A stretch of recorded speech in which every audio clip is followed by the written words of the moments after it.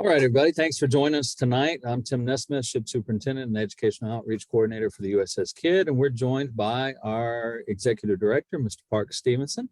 Parks is going to talk to us a little bit tonight about his deep sea explorations, one in particular that has significance for Pearl Harbor Day. Thanks for joining us tonight, Parks. How did you get involved in deep sea exploration? I know from your bio that you were in the U.S. Navy. I forget how many years, but you were in the Navy and then you retired. Somehow or another, you ended up in deep sea exploration, and then ultimately that led you here to the KIDD. So give us a rundown on how that occurred. That's not an everyday job. No, it's a string of coincidences that's kind of had in my life, most of my adult life. But back when I was a teenager, I was interested in a lot of mysteries like Titanic and Amelia Earhart, the JFK assassination, things like that. But then I joined the Navy, and for 20 years, I didn't pursue any of that. I was just in the Navy and going overseas and, on the tip of the sword and all that. But when I retired, we're talking about the mid-90s now, the internet was a new and coming thing. Back when I was a teenager and wanted to pursue my research, I had to do it all via postal mail. And I would have to write people and wait for a response back and everything. But now with the internet, this new internet invention that was growing in popularity in the mid-90s, there were discussion groups where I could discuss items in almost real time with other people. This is the old message boards, right? Yeah, the old discussion group, the message boards. And since Titanic was a big one of mine, and at that time, they were filming Titanic down in Rosarito, Mexico, which was just across the border from where I lived in San Diego. I picked up on Titanic again pretty quickly. And it was one accidental, well, I shouldn't say accidental.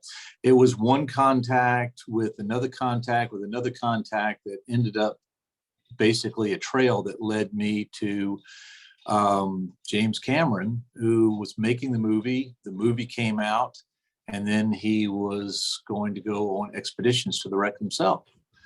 I was doing research in a particular area. At that time, I had basically become pretty knowledgeable about the Marconi wireless telegraph installation aboard Titanic.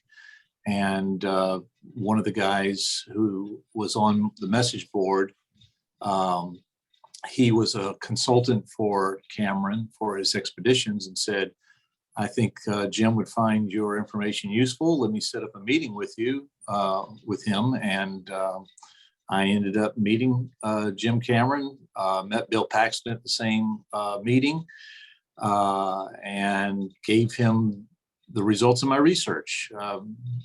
Cameron went out in 2001 to explore the wreck. He found my information useful, as he was able to get one of his bots into the actual Marconi room in the wreck, and he recognized what he saw there based on my research. So that was my introduction to James Cameron. I was actually supposed to join them mid-expedition, because it was like a 2-month expedition, but 9/11 happened, and basically you could not go out to the ship. The ship could not come back into American port. And those poor guys that were out on the Titanic expedition were stuck out there with nothing to do but to continue diving on the wreck multiple times. So I missed out on that expedition. But what they did for that expedition went into a show called Ghosts of the Abyss. And I was a technical advisor on that. And that basically set me up for Jim's revisit to the wreck in 2005, where I actually got to dive on Titanic. And once I dove on Titanic, I got exposure to other people who were also interested in Titanic, got involved with other production companies. And one of the next major projects that I would be involved with would be with a production company that I met through the Titanic exploration And they wanted to know, do you have any ideas about something else you'd like to find? And I said, yeah, I'd like to find the last of the Midget subs, Japanese Special Attack Submarines that attacked Pearl Harbor. And I made a convincing enough case, and the production company gambled that we might head somewhere with this. And that led me to the subject that we're going to discuss today. So that gets you to Pearl Harbor. And about what time frame is this? This is about the 2009 timeframe. Well, I mean, lead up to it was a few years, 2007, 2008. But an expedition was mounted in 2009 to go after a target off Pearl Harbor that the Hawaii Undersea Research Laboratory had found, but they thought it was a special attack submarine that had been brought back to Hawaii as a war trophy from one of the other Pacific campaigns, although they had no paperwork or anything on it and no history on it. That's what they assumed it was. Basically, we wanted to determine whether it was one of the ones involved in the Pearl Harbor attack. And for that, we enlisted the aid of the Japanese. And we had a joint US-Japanese expedition to go out to this wreck and determine where it came from. Basically, yeah. Before we go further, let's clarify for some of the less informed about the Japanese attack. There's a lot of knowledge in the public arena of the KIDD. And this is not what we're discussing today. This is a special attack submarine. It's manned by 2 people, if I'm remembering correctly. And it's intended to attack and get away. Yeah, this was a top secret weapon. It was something new that the Japanese were trying. In fact, this was the first operation in which their 2-man special attack submarines took part. We didn't know anything about it. The Americans had no clue that the Japanese had anything like this. And it's still not very well known today that during the attack on Pearl Harbor, not only did carrier aircraft from the WWII attack the American forces on Oahu, but we also had a submarine element to the attack as well. And I must say that one of the reasons why we don't know that much about it is because American anti-submarine warfare was probably had its greatest day during the Pearl Harbor attack. People keep saying, make the assertion that America was asleep at the switch when the Japanese attacked in December of 1941. That's not true. Our American forces were on the alert. They were prepared for attack. They had trained extensively to repel such an attack. The only problem is they did not predict the means of attack. They were expecting at most, or at least the naval forces were expecting that an attack would come from submarines in advance of an invasion force. So the anti-submarine forces, the destroyers, the gunners aboard the various ships that were stationed at Pearl Harbor, they drilled constantly to counter a submarine threat. And what we found, or what the history will show, is that the submarines, the Japanese fleet boats that were dispatched in what they called Operation Hawaii, they were ineffective that day because of the intense pressure put on them by American destroyers operating in the waters outside of Pearl Harbor. There were a number of Japanese fleet boats positioned outside the harbor, ready to torpedo any ship that escaped the air attack and come out the harbor entrance. But our anti-submarine warfare forces kept their heads down the entire day. But I'm again, glad to hear you say that, because we've had some volunteers that here at the KIDD that were on the ward, and we had the first officer of the KIDD later on in a career was one of the young ensigns, senior officer present afloat on their destroyer, and the attack got underway. and they actually had to stand captain's mast because they wouldn't stop for the whaleboat to be picked up to let the captain on. And they were later, exonerated, and you did a great job. You did exactly what you should. But to hear that the Tin Can Navy at Pearl Harbor was doing its job, that they would have loved to have heard that. So thank you for that. Well, I mean, you mentioned the Ward. The Ward fired the first shot for the Americans in World War II and scored the first victory in World War II. They went up against a weapon which they had no information and successfully destroyed it. That's another thing that isn't talked about very often, that it was a destroyer that was engaged in the first action of the Pearl Harbor attack and came away with a victory. We were victorious in our first encounter with the Japanese. So there's five special attack subs, correct? So what the plan called for, and this was a plan that it was almost as an afterthought. Most of the Japanese planners did not want these new weapons, these new two-man submarines, to participate in the attack. They felt it'd be a complication. And as it turned out, it was kind of a complication. The aviators and the submariners that participated in the operation did not coordinate with each other. And we'll talk about that in a little bit, because that would basically determine the character of the attack. But they had 5 of these two-man submarine boats that were carried into the area. They didn't have, they were just battery-powered submarines. They had no gas engine or anything like that. They had no range, so they had to be carried into the operating area on the back of a mother boat, a fleet I boat.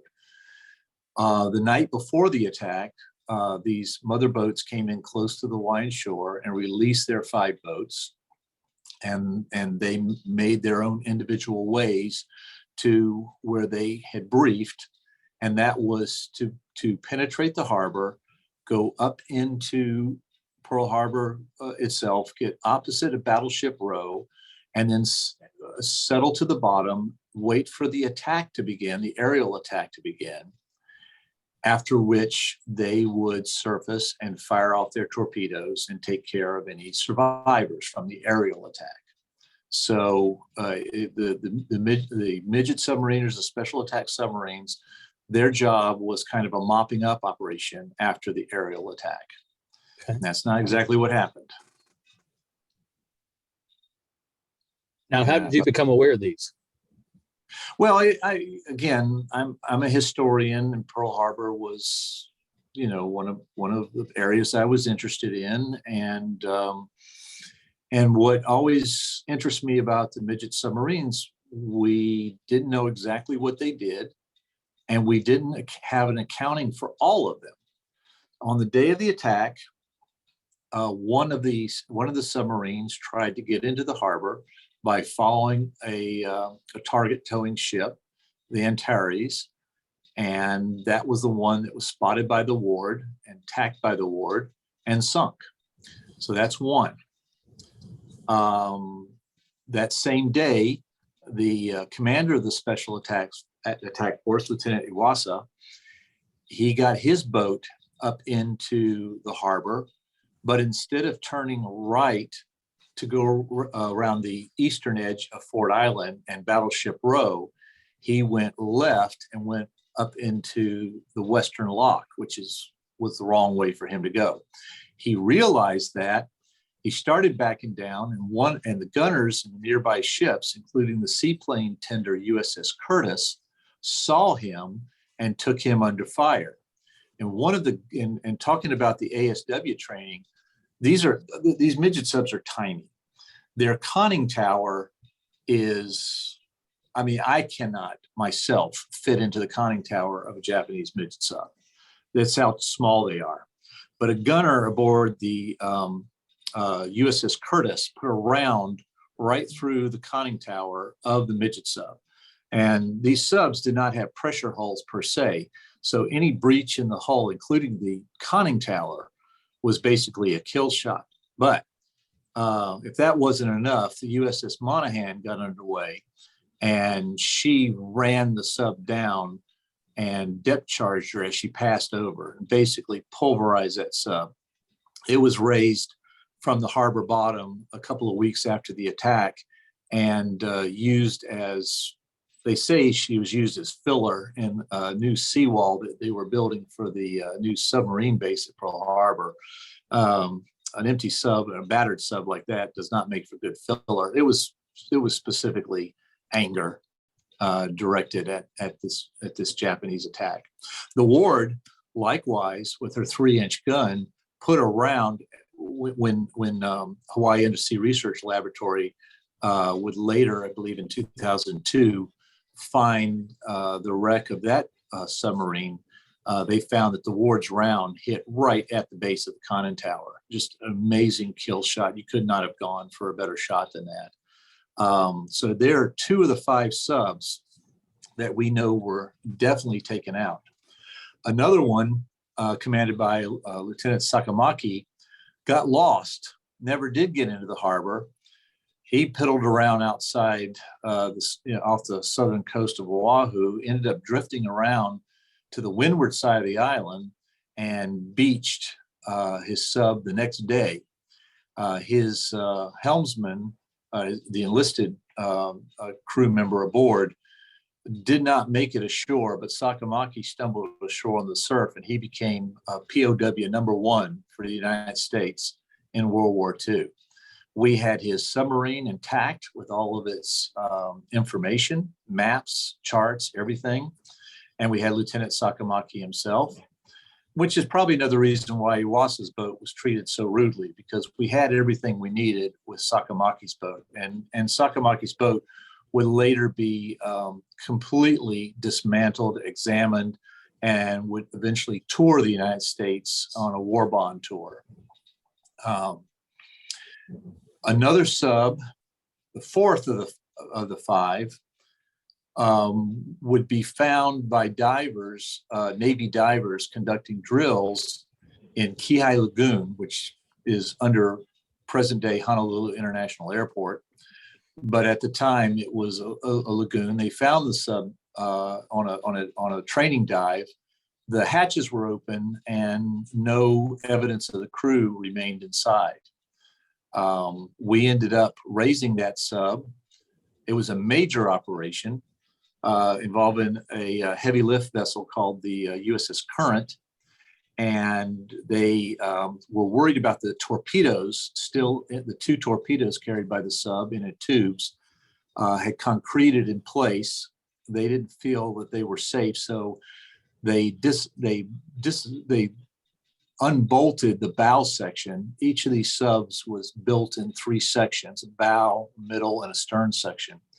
And they unbolted the bow section with the torpedo still in the tube, took it out to sea and dumped it.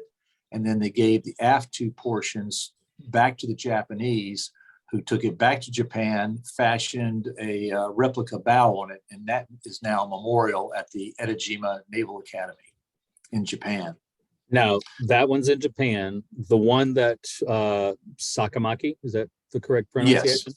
Yes. That Sakamaki, he beached.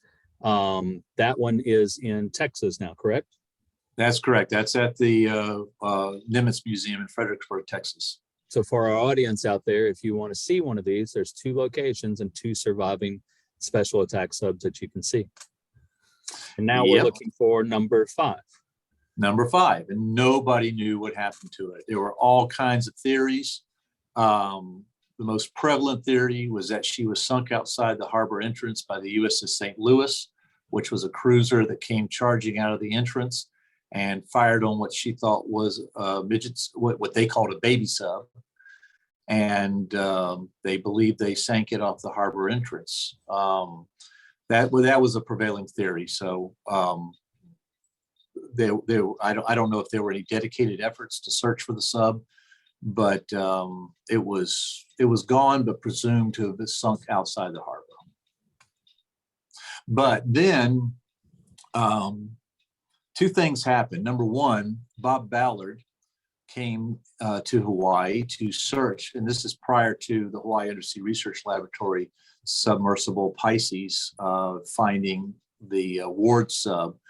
Bob Ballard wanted to find the Ward sub, and he mounted an expedition but did not find anything, and made a nice 2-hour special about it. But the show ended with them not really finding anything. But I was very interested in, when I was watching that show, Ballard had found one of the crewmen of one of these midget subs. Now, they had basically, they deployed with a 3-man crew. 2 men went into the submarine itself. The 3rd man was kind of the maintenance guy. He stayed aboard the mother sub and manned the radio to listen for reported actions from the subs during their operation. And the man that Ballard had dug up, a man named Kaichi Dewa, was the maintenance man for the sub launched from the I-16, and you would call it the I-16 boat. Basically, is how they abbreviate it. And he had an interesting story to tell, that late the night of the attack, about, if I remember correctly, it was around 10:47 p.m. This is over 9 hours after the last of the aircraft had departed Hawaii, gone back to their carriers. He received the prearranged code signal, which was the same one the aviators used to signify mission successful, and that was the Tora call. And he received that on the discrete frequency for his boat. And with that, the Japanese believed that the boat that launched from I-16, the one that was missing, had a successful mission. And you'll see, you'll see in Japanese propaganda, you'll see artistic depictions of this boat blowing up the USS Arizona and other feats during the attack. Now, I want to clarify something you just mentioned. Each of the special attack subs had their own discrete frequency to report back on, correct? Yes. Okay. So that's how we know that it was his. The only, obviously by that time, Iwasa was dead. The crew sunk by the Ward was dead.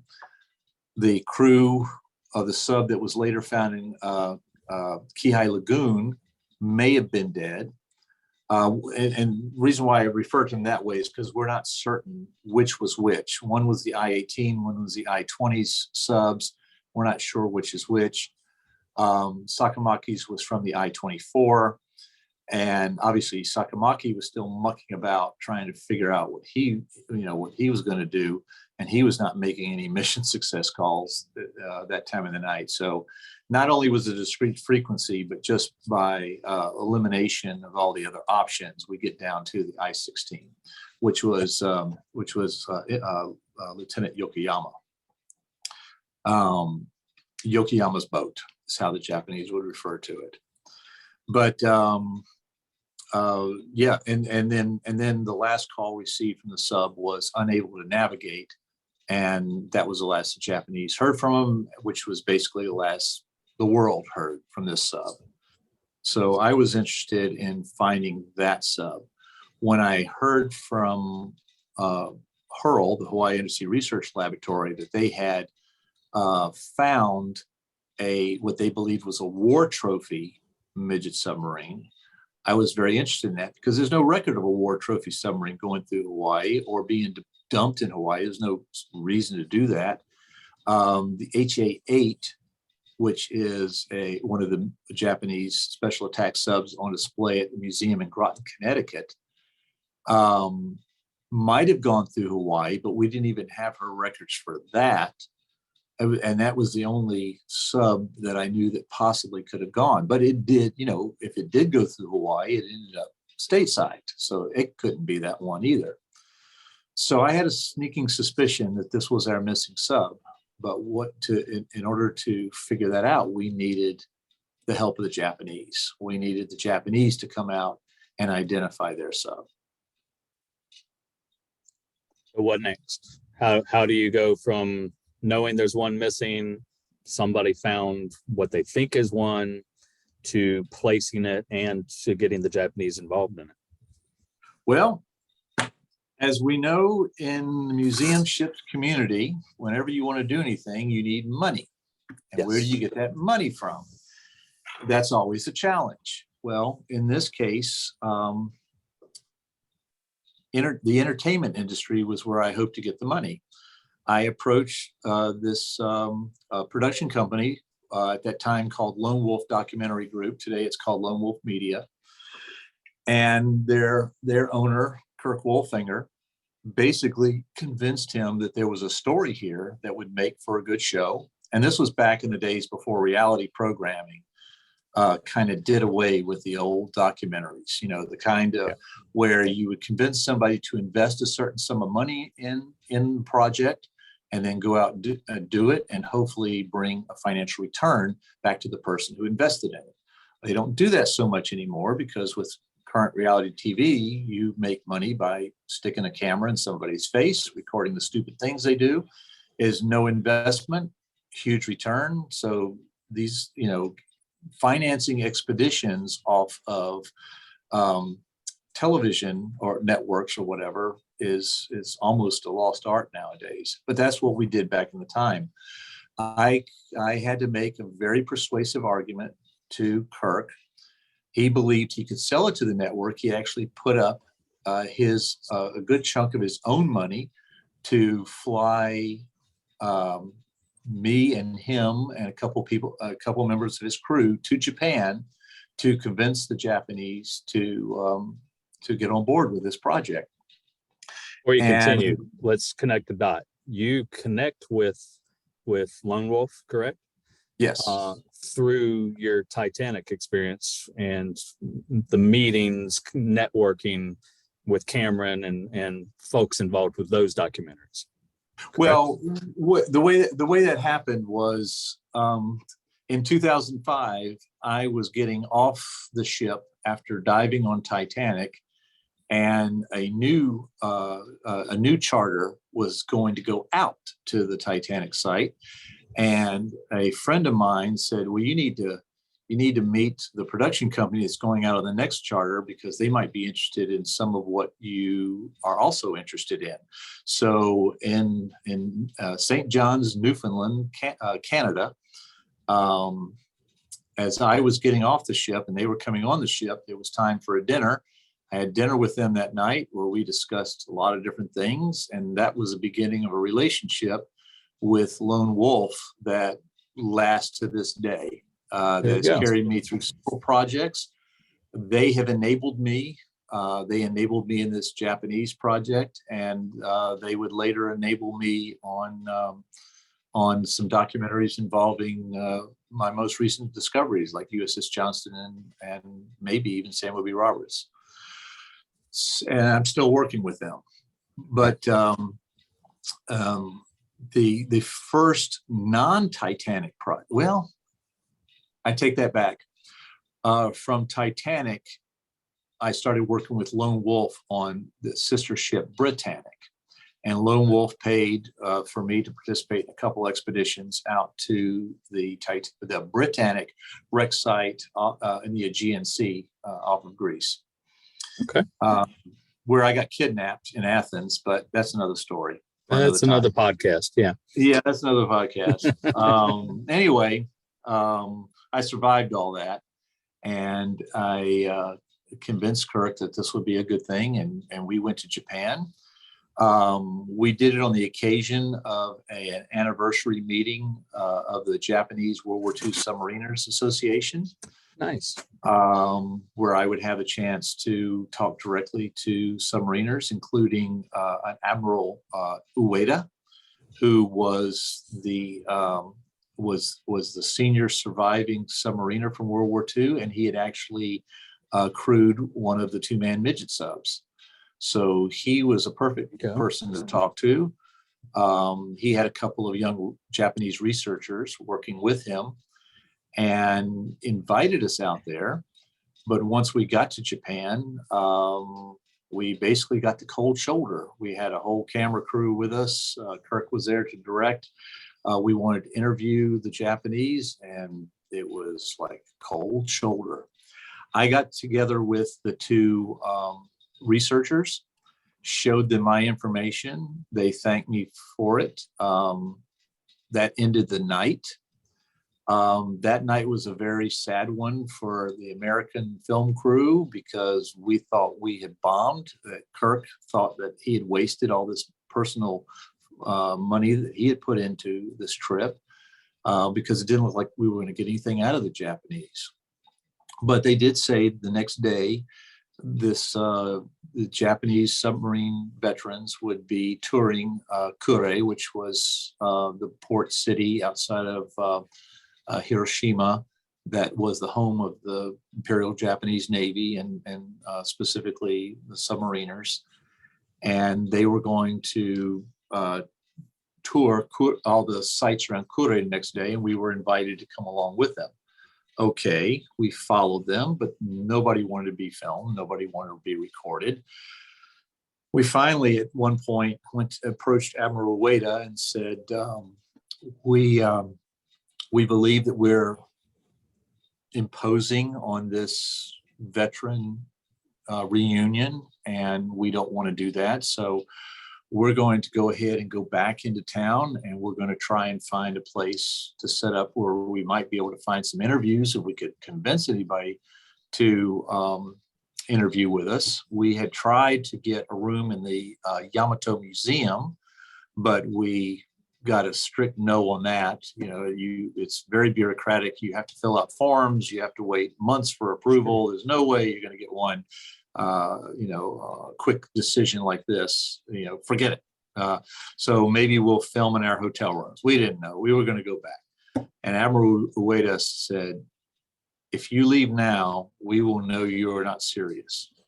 And we were worried about this because the next stop on the tour was the Shinto shrine to the Special Attack Submarines, specifically devoted to them. And we didn't want to impose during a religious ceremony, of course. We wanted to give them their privacy. But no, Admiral Ueda insisted that we go. So we went. We got to the shrine. They had the seats for all the veterans. And if a veteran had passed, family representatives. Shinto priest went through the ceremony. One by one, he called up each of the individual veterans or the family representative to basically, what I got from watching the ceremony was they went to the priest and they accepted a branch from the tree of life, and they went over to the shrine and they clapped their hands to wake the spirits of the dead and offered them the branch. And having made that offering, then they bowed to the spirits, and they bowed to the remaining veterans and all like this. And I watched this play out over and over again. It was all in Japanese. I didn't understand a word of it. I did have a translator with me, but she wasn't going to try and keep pace with it. So I was just standing off to the side, looking very American in my U.S. Navy ball cap and Naval Academy knit polo shirt and jeans and everything. And all of a sudden, in all the stream of Japanese, I hear my name, Parks Stephenson. And I didn't know. And I looked, and the veteran that was sitting closest to me nodded his head, going up there. Okay. So I just went up and I pantomimed everything that I'd seen everybody do before me. And as soon as I did my final bow to the audience, the place just erupted. And all of a sudden, all these veterans, everybody who'd been stone-faced, giving us the cold shoulder, not wanting to talk, they were all happy, smiling, wanting to talk. The translator was trying to keep up with everything, all the questions, everything. We went back to town. The Yamato Museum informed us that we had an interview room ready for filming. I mean, everything changed. And what changed was two things. Overnight, the researchers had looked at our information and determined that we were onto something, that we had probably found the remains of a Pearl Harbor type midget sub, because only the five subs that participated in the event were like the first model of the midget sub, and they would make improvements on them for the next operation in Sydney and the following one at Madagascar and later throughout the war. So the 5 subs that participated in Pearl Harbor were unique to Pearl Harbor. These are type A's? All of them were type A. So, well, Okay. all the ones that I'm referring to were type A's, but there were certain characteristics of 5 Pearl Harbor subs because they learned as they went. They learned lessons. They learned what worked and what didn't work, and they constantly made improvements.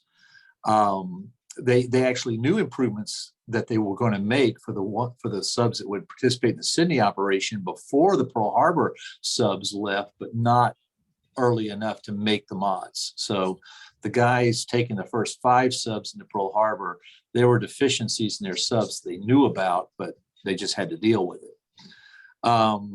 And then the second thing, aside from us having very credible information, was when we paid tribute to their honored dead. Sure. Especially me being a U.S. Navy officer, retired. They felt that was important, and that began. They opened up all of their archives to us. They gave me the submarine debriefing notes from Kwajalein. And this is how I know the submarines had a difficult time with the American ASW forces that day, because this is what was briefed at Kwajalein when the submarine commanders got back. And I was able, there was a lot I learned from the Japanese, and they agreed to come out to Hawaii and participate in the dives in which we dove on this wreck, positively identified as a Pearl Harbor sub. Excellent. So a certain level of respect, and it opened the doors for you.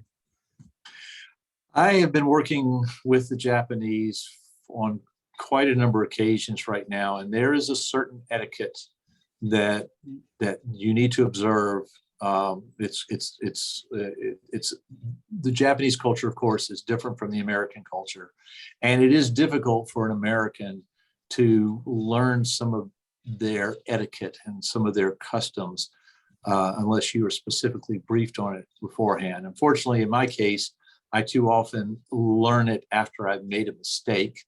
I'm currently dealing with one of those right now. I'm trying to backpedal out of a situation where I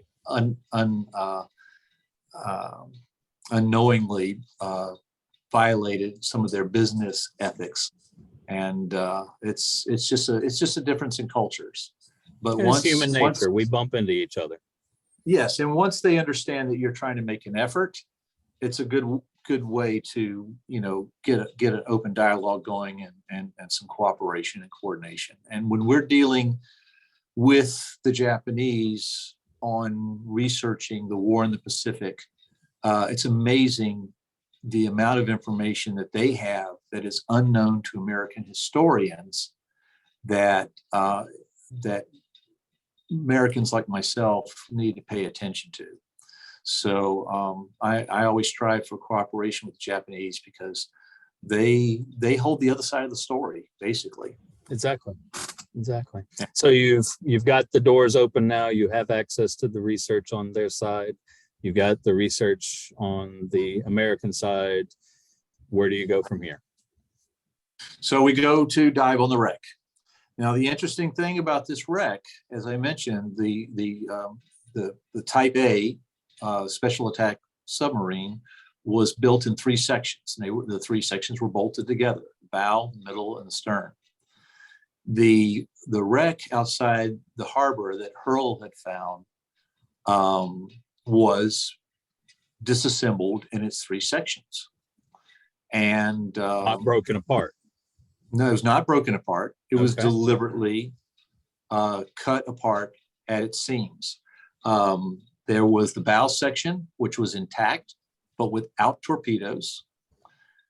The bow section, so the bow section is intact with no torpedoes. Then you had the midsection that had a hole forward, where one of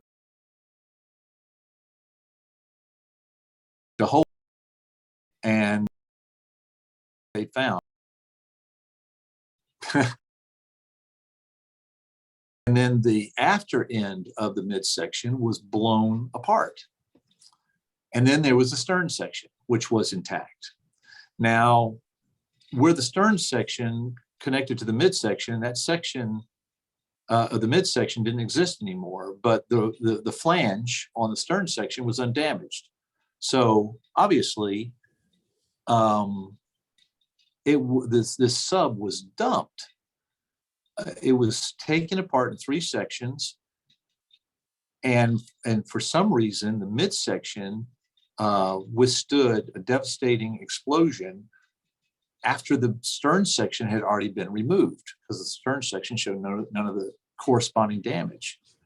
So it was a real puzzler. Why is this thing out in now where we found it, or where Hurl found it, was in the restricted area of Pearl Harbor, which was basically used as a dumping ground.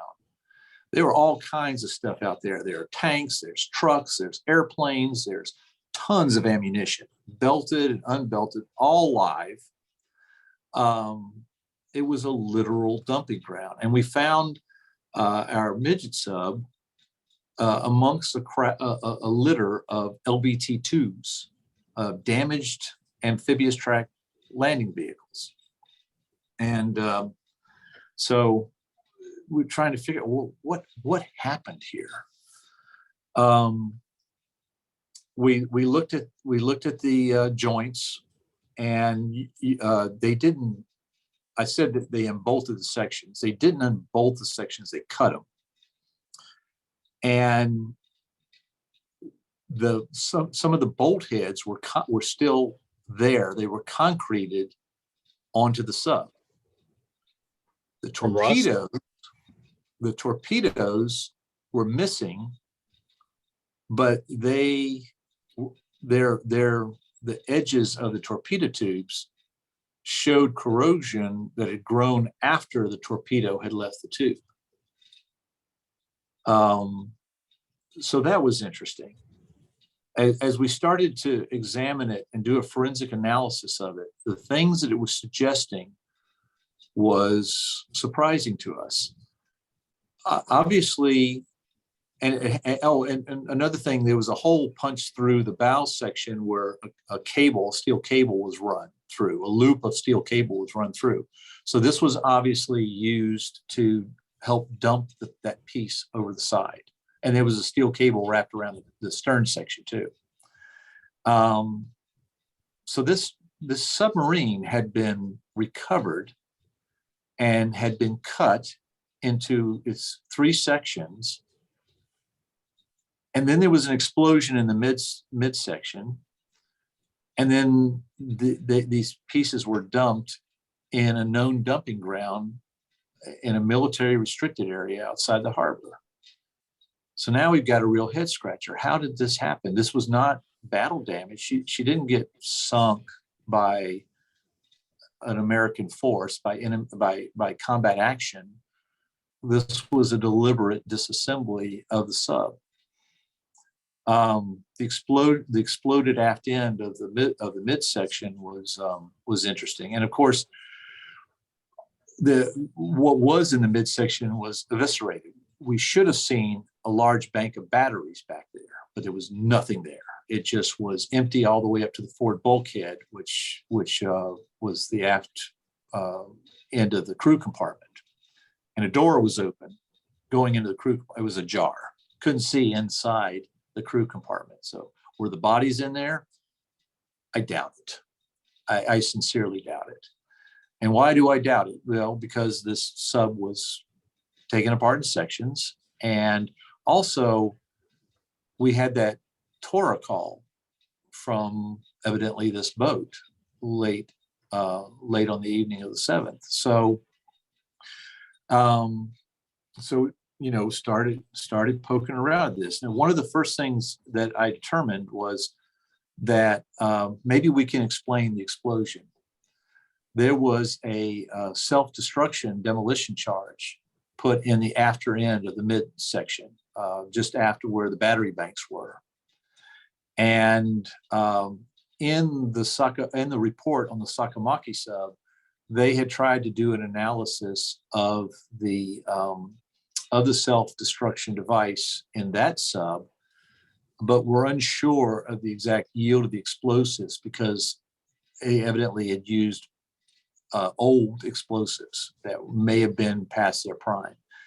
That was probably the one area of the analysis report, the Navy's analysis report on Sakamaki sub, that was a little bit vague or showed a little bit of uncertainty.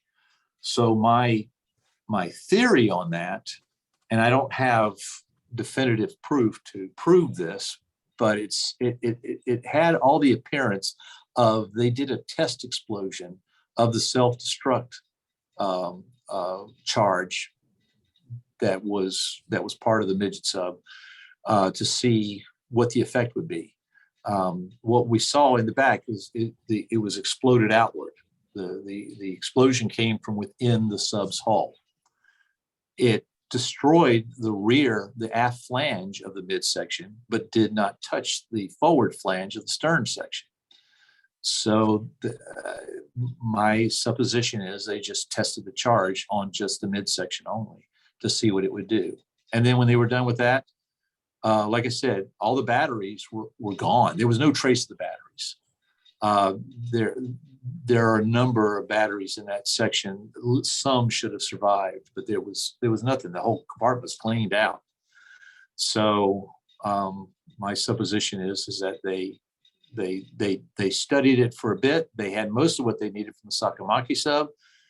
They'd already basically thrown away the Wasa Sub. So why not explode the demolition charge in the Yokoyama sub to see what it would do? And then they dumped it. I brought in a forensic analyst from my Titanic days. This woman was Canadian, had spent a lot of time studying the corrosion on Titanic. And in fact, it was her that coined the word rusticles. And I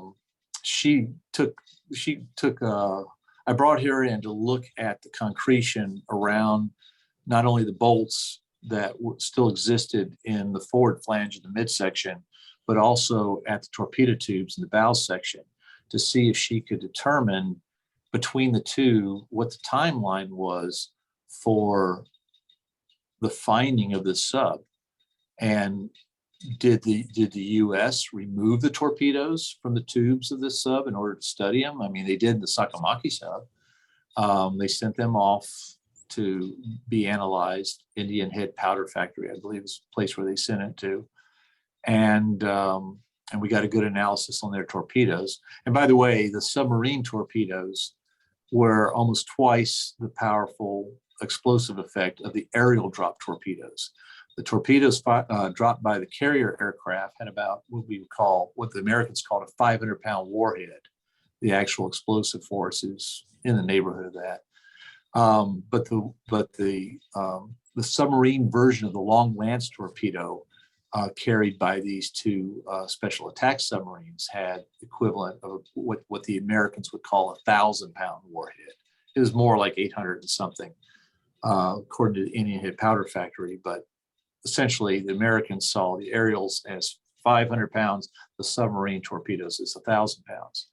And so Lori Johnston, the person who was examining it, she looked at the concretion around well, first of all, the concretion around the bolts told us that when the Navy cut them and cut this sub into its sections, that sub had been sitting underwater for a significant amount of time, and it allowed concretion of those bolts to where they could not unbolt them anymore. They had to cut them.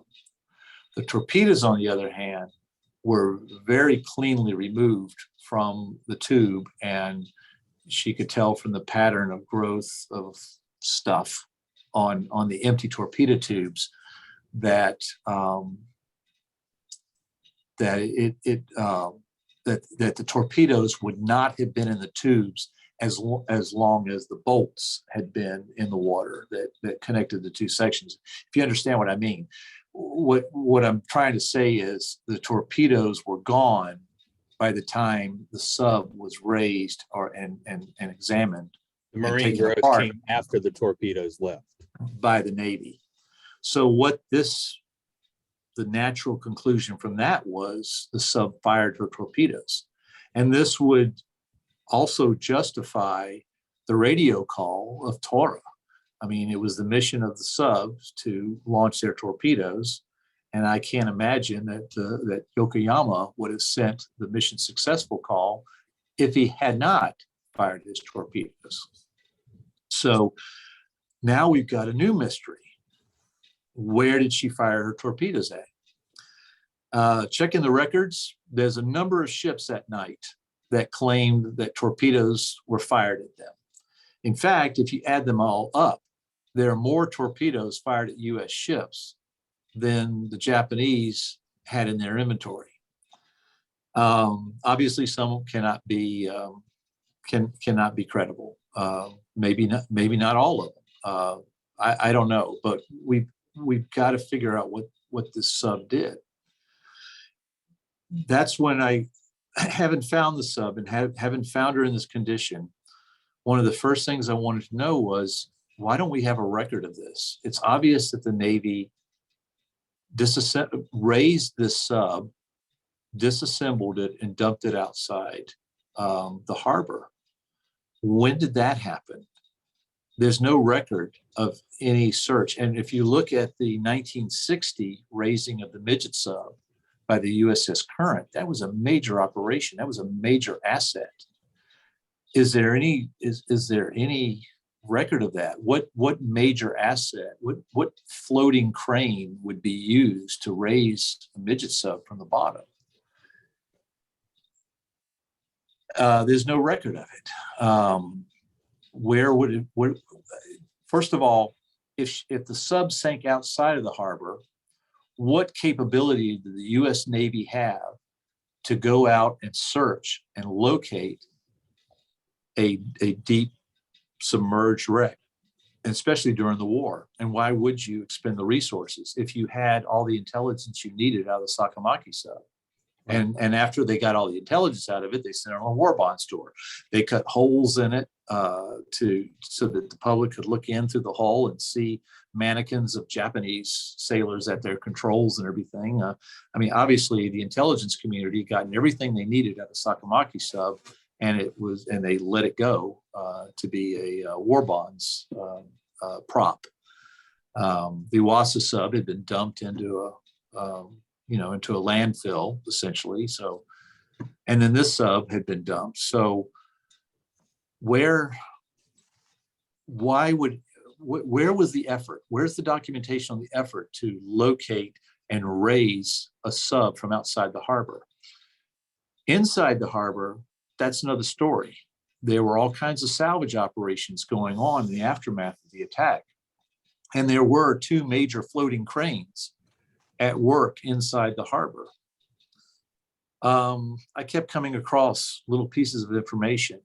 There was a fleet tug, the YT-1, oh gosh, it's been so long now. I've been aboard this tug, 153, I believe, YT-153. She still exists, by the way. She's the only operating vessel from Pearl Harbor still in use today. They use her in a dive boat up in New England, which is where I went aboard her. It's a beautiful little tug. I'd like to buy it from them and have it for myself. But anyway, she saw a sub.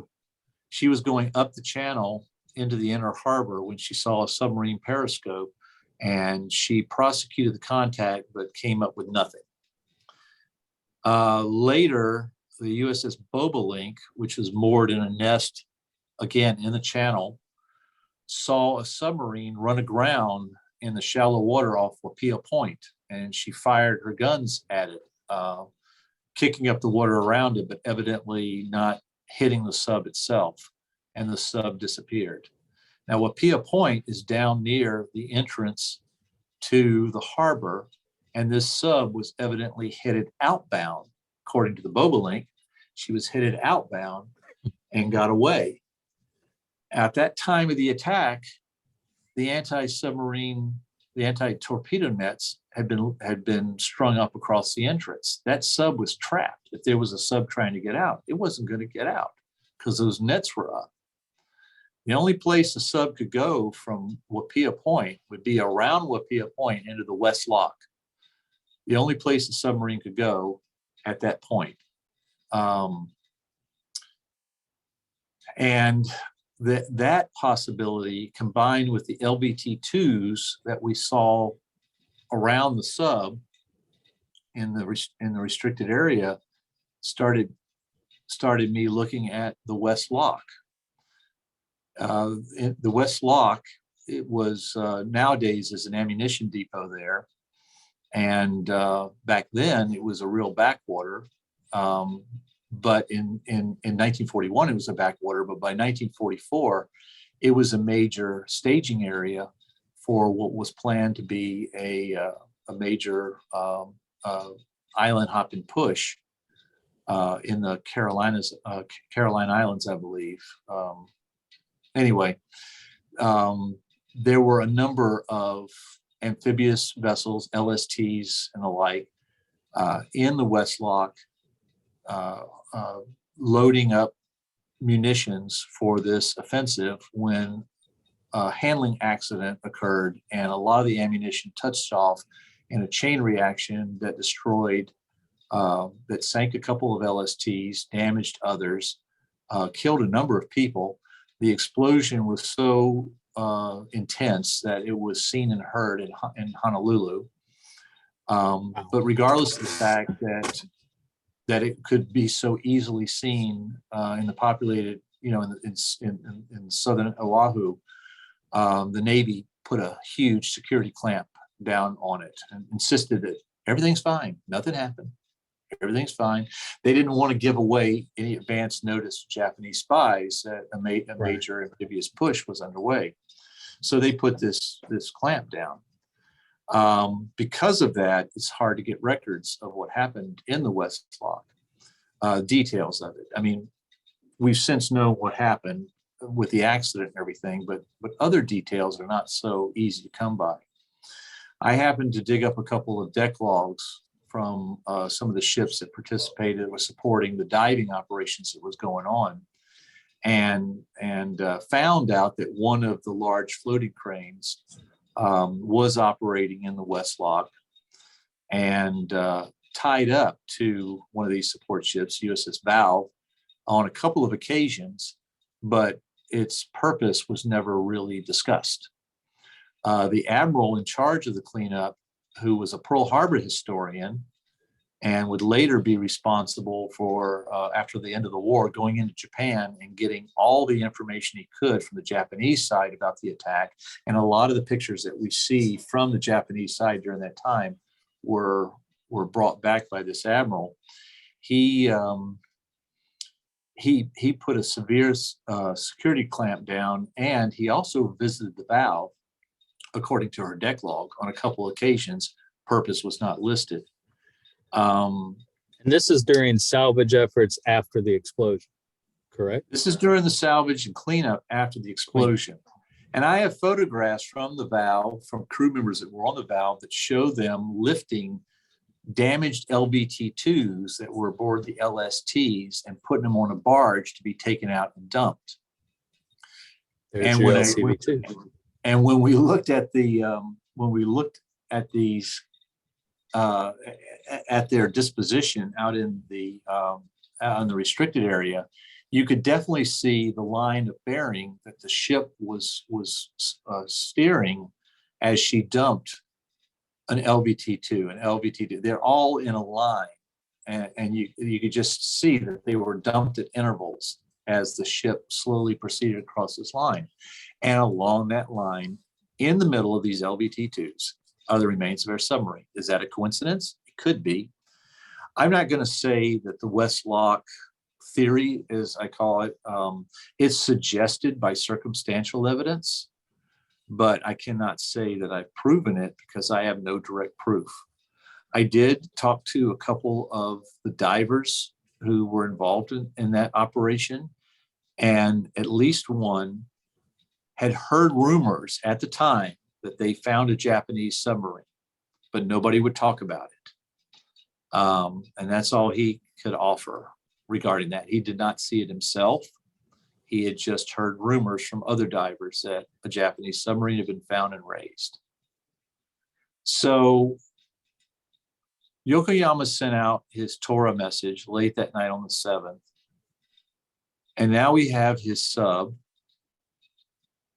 And so what happened to Yokoyama? We don't know. I think if they were under instructions to if they found themselves having completed their mission, they were to, and they had not been sunk, they were to scuttle their sub and make their way ashore.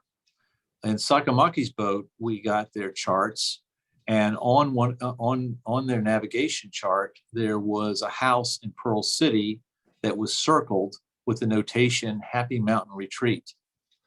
And this was in the vicinity of a house that was run by a Japanese-born dentist who would later be, the FBI would attempt to arrest him for espionage, but he basically got away. And this circled house on Sakamaki's chart is that dentist's house. So was this a safe house? It's possible. I mentioned that the sub found in 1960 in Kiai Lagoon had no evidence of the crew. The hatches could only be released from inside. They were open and unlatched. And it's a possibility that we had 4 Japanese submariners that scuttled their subs in a quiet, out-of-the-way place and made their way ashore.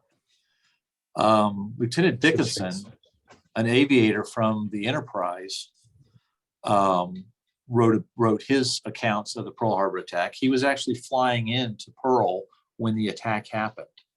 And Zeros pounced on him, shot him down over Ava Field. And his gunner did not get out of the back, but he safely landed and was pulling up his chute when a red van approached and stopped nearby. And a very excited Japanese got out, came running over to him. But once the Japanese saw who Dickinson was, he stopped and started looking uncomfortable. And Dickinson said, "I need you to give me a ride to Pearl. I've just been shot down." And the Japanese said, "I'm sorry, I'm here to meet friends. I can't take you." And Dickinson said, "See here, I am commandeering this vehicle. We are obviously at a war, and I need to get back to the base." And at that point, the Japanese bolted, ran back to the truck, and took off before Dickinson had a chance to stop him. Dickinson tried to remember the license plate, but he did eventually flag down another couple who were giving him a ride back to the base when they were strafed by a Japanese aircraft and had to bail out into a ditch. And by the time he got to the base, he had forgotten the license number of this van. But Dickinson was convinced that this guy was specifically, he had seen Dickinson come down in a parachute, thought he was a Japanese airman. He was out to pick him up in this van and take him where? We don't know. And and Sakamaki, when he was being interrogated, he made it clear that he expected to be picked up by the Imperial Japanese Navy when he came ashore. So there evidently was a plan to get downed aviators and possibly also these submariners off the island. So did they? In Kwajalein, the submarines gathered again, and none had been able to conduct any successful attacks during the day. But there was one sub, the I-70, that did not return to Kwajalein. And she was also the only boat who did not have, whose patrol area was north of Oahu, not south. Is it possible that these aviators / submariners who made it to a safe house were taken to a northern beach, which was very sparsely populated, be out, out of the way, and picked up by the I-70? But the I-70 didn't make it back. Dickinson, also in his tale, tells once he got back to Enterprise, they went north of Oahu, and a submarine attempted to attack Enterprise and was depth charged by Enterprise's destroyer plane guard and sunk within view of the guy standing on the flight deck. Was that the one Japanese? I mean, did Dickinson make this up? Seems like a tall tale, but we are missing one Japanese submarine back at Kwajalein. Could our submariners have gotten off the island and just didn't make it back to Japan? I don't know.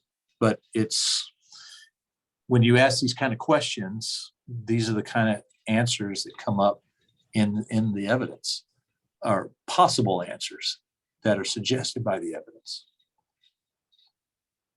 Interesting string of events. So what did Yokoyama do? Whether he got off the island or not is, is kind of immaterial to the story.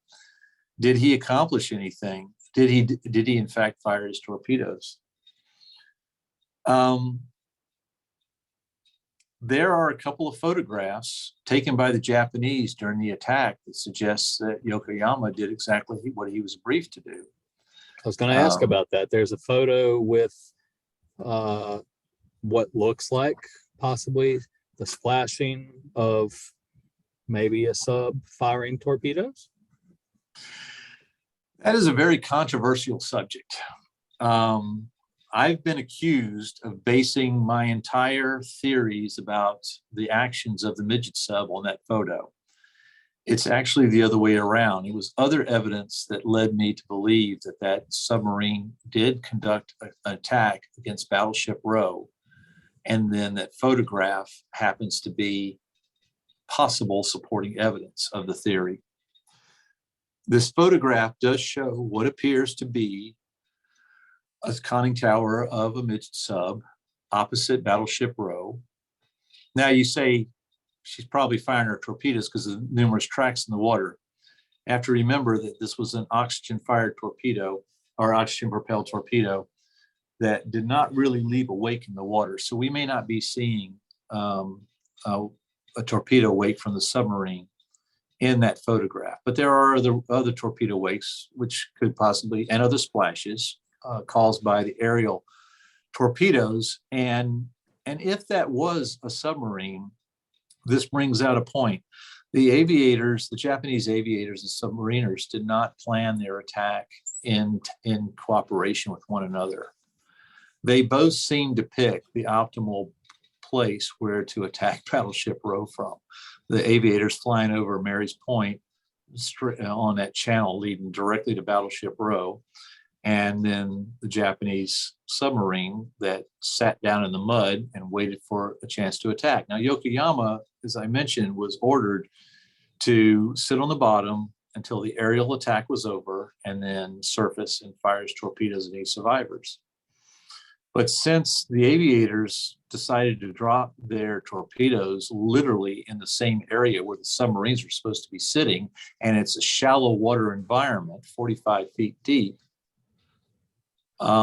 any torpedoes coming into the water over Yokoyama's head must have made him consider a change in the operational plan. Yeah, Yokoyama, sitting underneath these torpedoes, probably felt that he was one torpedo away from getting blown up by his own guys.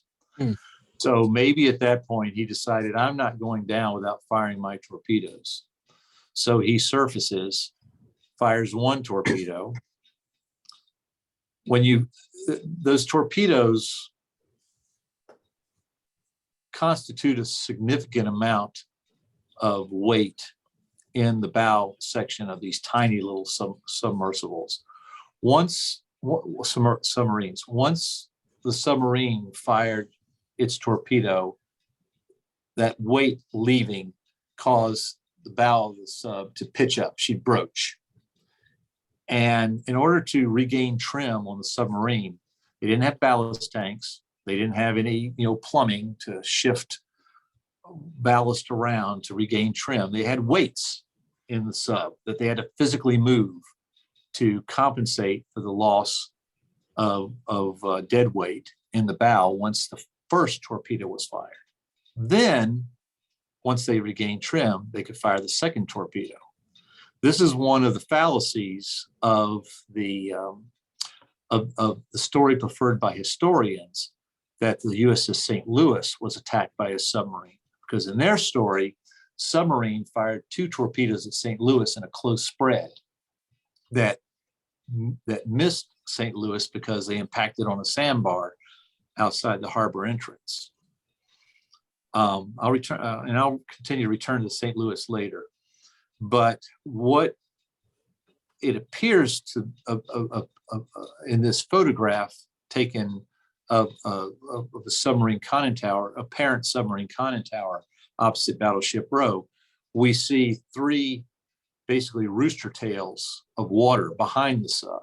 We see the conning tower of the sub itself with white water around it. And for me, the 3 rooster tails is that sub having broached, the propellers churning, it breaks the surface of the water once, twice, 3 times before she settles up again, can fire another torpedo.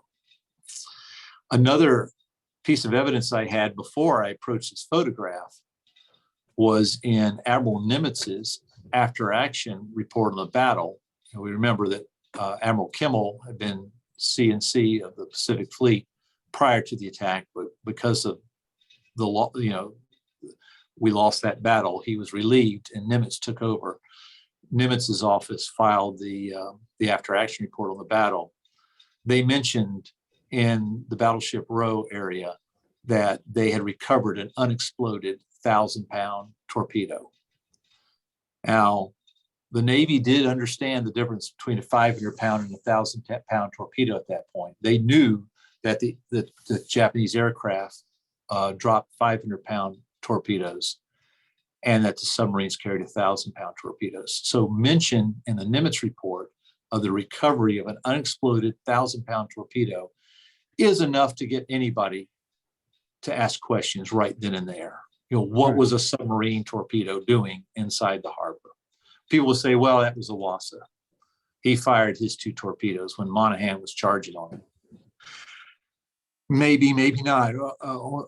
For one thing, Wasa is on the other side of Fort Island from Battleship Row. For another, it's kind of hard to be firing your torpedoes when you've had 1 shell through your conning tower and the destroyer is charging to ram you on the other. So I don't know, but the account of the Wasa's torpedoes is they missed all targets and exploded on the shoreline near where Ala Moana Mall is today. But so 2 questions for you real quick. First of all, what's the source of the photo? Does that come from Japan? That is taken from the rear seat of a Japanese Cape bomber that had just done a run on Battleship Row and was pulling away. He turned to the right after he fired his torpedoes at Battleship Row, and the rear gunner took that photo. Now, I've been told by some historians, without any verification that what they're telling me is right, is that photo's been manipulated and that the original is owned by the family of the pilot. His name was Matsumura. And that the original does not show the submarine in the photo. I intend, when I have the opportunity to try and trace that original photo down. But I have traced down the first time that photo was published. It was published by the Japanese in their newspaper during the war. It does show the submarine conning tower there and the rooster tails. And when you examine the photo today, there's no evidence of manipulation. You can manipulate anything in Photoshop, but they didn't have Photoshop in 1942. Right. And the people who manipulated photographs, you can tell when it's artwork imposed on an actual photograph, and none of this looks like it was faked in the original publication of the photograph in 1942. So I don't know, but again, I'm not basing my whole thing on this photograph. If the photograph proved to be fake, I have other evidence as well. And there is another photograph too. There's a photograph taken by another Japanese airplane quite a distance away from Battleship Row.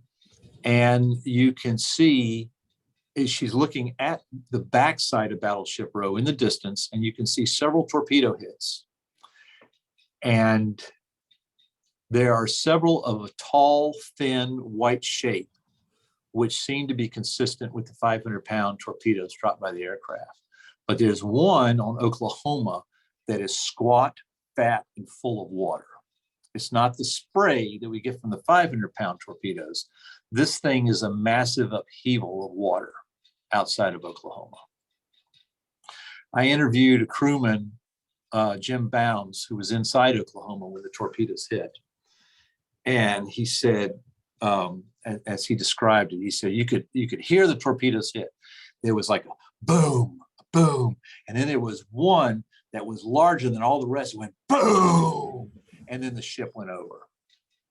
And this was my first indication that if the submarine did fire its torpedoes, maybe one hit the Oklahoma. I first thought that maybe one went after the Arizona, because Commander Casson Young, the skipper of the USS Vestal, he testified that he watched a torpedo go underneath the Vestal and hit Arizona. And for a long time, I thought that might be our Midget sub torpedo. But people who've done forensic analysis on Arizona insist that no torpedo ever hit Arizona, that she was thoroughly documented by divers in 1942, which is not exactly true because there were areas of such devastation in Arizona that divers couldn't penetrate. I thought maybe the torpedo went under Arizona and hit the water main that cut off the water to fire units on Fort Island. That's still a mystery. But Jim Bounds' testimony got me looking at Oklahoma. And, the conventional story of Oklahoma is that she was expecting an admiral's inspection the next day, and it opened all her watertight compartments for that inspection, which is why Oklahoma would capsize as opposed to West Virginia or California, who would take a number of torpedoes and settle to the bottom on an even keel. But I know from my study of some of these wrecks, and also I've had some naval architecture training at the Naval Academy. I know that in a ship where there's where the watertight boundaries are left open, if you have flooding on one side, you'll take initial heel to that side.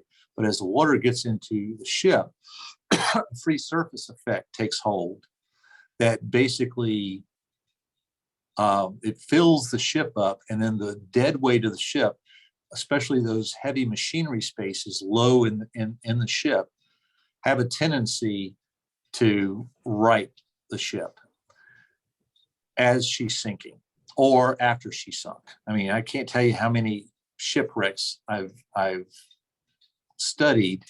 They're all sitting upright on the ocean floor. And a lot of it has to do with once they flooded and equalized, then the heavier weight of the machinery spaces basically tend, if there's enough room for the ship to sink, they tend to sink upright or settle upright. Like I said, West Virginia did it. And Oklahoma But again, capsizes. well, Oklahoma capsizes. So Right. I can understand Oklahoma capsizing if her watertight boundaries were set and her port side spaces filled so quickly that she was unable to counterflow. But her spaces were open. There was no watertight integrity. The crew didn't really have a chance to really, affect any or put into effect any good counter flooding measures. And when I read the different accounts from eyewitnesses aboard, there's more than a couple that say that Oklahoma took an initial port heel and then it slowed and stopped. And then she started to right herself when all of a sudden then she went over. And a way that I could explain that would be if she were taking these aerial torpedo hits, and as the water floods in and gets through the watertight boundaries, this free surface effect will cause basically the ship to start spreading the water out evenly inside the hull, and she would tend to right. But then at that moment in her stability curve, just as she's transitioning to a more upright state, she gets hit with a massive explosion that brings a lot of water into her port side compartments and takes her right on over, is one way that I could possibly explain it. So I went into the damage reports, the salvage reports, and the photographs taken in dry dock of these ships that got torpedoed. And if you look at West Virginia, if you look at the photos of West Virginia in dry dock, you'll see the impact of these 500-pound torpedoes, both under and on her armor belt. Her armor belt, there's one picture looking down her armor belt, and you can see rippling in the belt where these 500-pound torpedoes hit. You can see what it did to her armor belt. It just kind of dented it in a little bit. And they're all kind of consistent, showing the same explosive power warhead hitting these different areas. You look at Oklahoma, it's a completely different situation. About 50 feet of her armor belt is missing, it's gone. There's a remaining portion of her armor belt that has a huge crack in it. And then the area behind that armor belt is just completely devastated. Now, I understand that Oklahoma rolled over on that side, and later she would be righted and roll over that side again, probably exacerbated the damage. But even if you take that into account, there is some massive damage to Oklahoma's side and to her armor belt that's very hard to explain unless you consider the fact that she was hit with a larger warhead in that area. Some people say, well, maybe two torpedoes hit simultaneously. Well, then I look at the diagrams that Fuchida did, the guy commanding the Japanese strike. He diagrammed the attacks, and he was very concerned about aircraft deconfliction. He didn't want aircraft running into each other as they did their torpedo runs. So he had them launch in staggered formations, or at least if they launched at the same time, they were separated on different targets. So the likelihood of two torpedoes, two 500-pound torpedoes hitting in the same place at the same time seemed very remote. And so basically what I'm looking at here through a combination of photographic evidence taken during the battle, the fact that I have a sub that had two torpedoes that are missing, and show evidence that they were fired before the sub was raised. I've got eyewitness accounts that seem to point to a very significant change in Oklahoma's sinking trend along her stability curve. I've got an eyewitness account that one of the torpedoes was much greater impact than previous ones. And then I've got the comparison of the photographs taken of these damaged ships under repair and dry dock, and the fact that Oklahoma was also, they attempted to salvage her as well. They patched her up as best as they could, but even after that, she even after their best attempts at salvaging her, she was deemed unfit for duty and would eventually sink while under tow back to the mainland for scrapping. Meanwhile, the other battleships that sank during Pearl Harbor were raised and returned to service. Right. And several of them fought at the Battle of Surigao Strait in 1944 and completely wiped out the Japanese Southern Force. So it's just one, I understand it's all circumstantial evidence, but it all comes together to create a story that a Japanese submarine did get into Pearl Harbor and did conduct a successful attack against Battleship Roe, which resulted in probably the second most iconic moment of the battle, and that is Oklahoma capsizing. And by the way, in January of 1942, Castle Films did a newsreel short on Pearl Harbor, and they showed pictures of Oklahoma, and they mentioned that the Oklahoma and the Utah were capsized, and they expressly stated that they were caused by by two-man midget subs from the Japanese. On their decks. First to feel the sting of Japanese steel are the USS Oklahoma and Utah, the latter a 33-year-old target ship.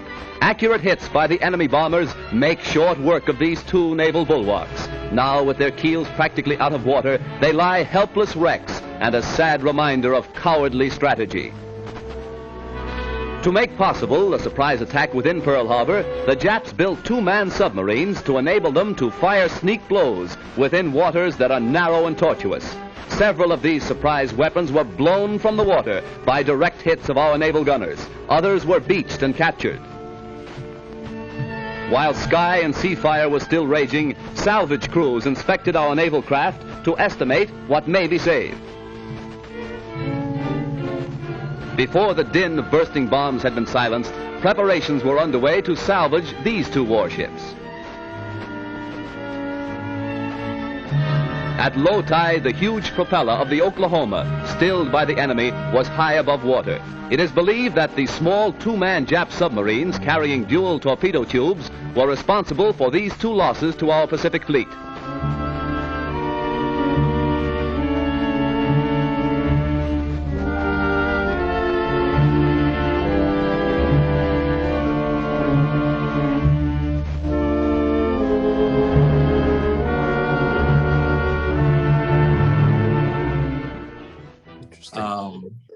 Why they would say that then, but we don't say it now, is kind of interesting.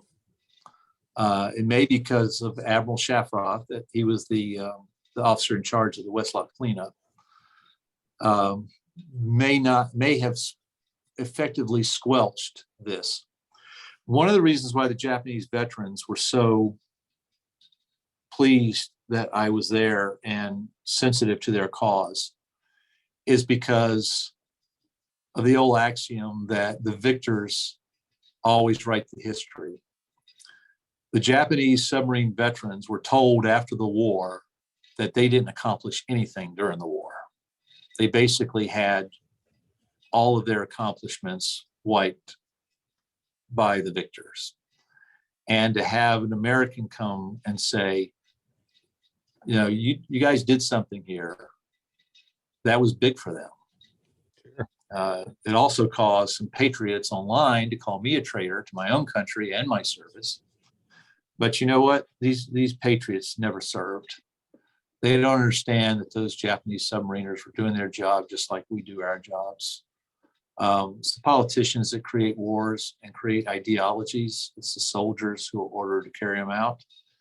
And I feel no ill will toward who used to be an enemy, and am willing to give them respect that they are due, because I would hope that someday somebody will give respect to mine. Exactly. Exactly. And you mentioned your list of factors that lead to this conclusion that make a very compelling argument for this theory. One thing that you didn't bring up at the end that you talked about earlier was the crew's signal of Tora. So who was left to signal it but possibly these guys? There was nobody else. All the planes had gone. They'd returned back to their carriers. And again, it was on the frequency that they were expected to receive the signal, and he did receive it. Or that sub, yeah. And the Japanese knew this. They, like I said, they trumpeted it in their newspapers. They painted paintings showing one of their midget subs blowing up Arizona. They kind of connected the dots and figured that it was a submarine that must have blown up Arizona, not an airplane. And they lionized the midget submarine crews as hero gods, 9 of them at least. Sakamaki was captured. He didn't get to be a hero god. They cut him out because he allowed himself to be captured. But the 9 who did not return and were not still alive were lauded as hero gods until the end of the war, when America came in and said, nope, your history's wrong. You didn't do anything. So. Very, very interesting. Thank you for sharing that with us tonight and with our audience. For those who are interested in following up more on this, keep in mind you have the 2 Japanese special attack subs, one in Fredericksburg, Texas, and the other where in Japan, Parks? At their Naval Academy at Etajima, which is near Hiroshima. Okay. And of course, you've got the wreck of the Arizona and the wreck of the Utah at Pearl Harbor, Hawaii. You have the tug Hoga, who is berthed at North Little Rock, Arkansas, as part of the Arkansas Inland Museum. You also have the Coast Guard cutter Taney, which was in Honolulu Harbor during the attack nearby. Let's see, I think we've got the tug up in Connecticut. And the YT 153 up in New England, right? Which I don't remember the exact port she's in. I'd have to look in my notes for that, but right. So you've got all those vessels surviving the 2 wrecks. You've got the special attack subs, and you actually have the mast of the Oklahoma, which is in Muskogee, Oklahoma, at the Veterans Memorial, home of the USS Batfish. So if you want to find out about Pearl Harbor, you want to see it, lay eyes on it, maybe even touch it, maybe if it's allowed. Don't do it if it's not allowed. You can visit these sites and see the history. Parks, any wrap up comments from you? No, I just have to say that as a historian, I have found that when you dig into these stories, when you follow the evidence and let it lead you to where it's going to lead you, you can find out that most history that we've come to know it is either wrong or missing some critical sections. I've encountered this over and over again, not just on Pearl Harbor. I've encountered it with Titanic. I've encountered it with Britannic. I've encountered it with Johnston. And just about every wreck or every historical pursuit I have followed, I find that if you follow evidence, if you do not go in with preconceived notions, if you do not use the established history as gospel, if you do not develop your own theories, but you go in with an open mind, evaluate the evidence and see where it leads, you will find that history is often not what we think it is. And we can learn from those gaps when we learn how to fill them in. So yeah, hopefully we'll be, yeah, we're going to be doing some more of these in the future on definitely on Johnston and on Samuel B. Roberts, maybe on Titanic or Britannic, if you're up for that. As you were saying, learning new things, right off the coast of Louisiana here, the U-166 was discovered, and they did a dive on that, and they discovered a few things that revised the established history. And maybe, Yes, just and maybe, Lori- we can do that too. And it was Lori Johnston who worked with me on Titanic and the Japanese Midget sub who did the analysis on the U-166 as well. There you go. It's a small world, small community. It is a small world and a small community. And all of this led me to where I am today, USS KIDD. There you go. Because she was part of my evidence.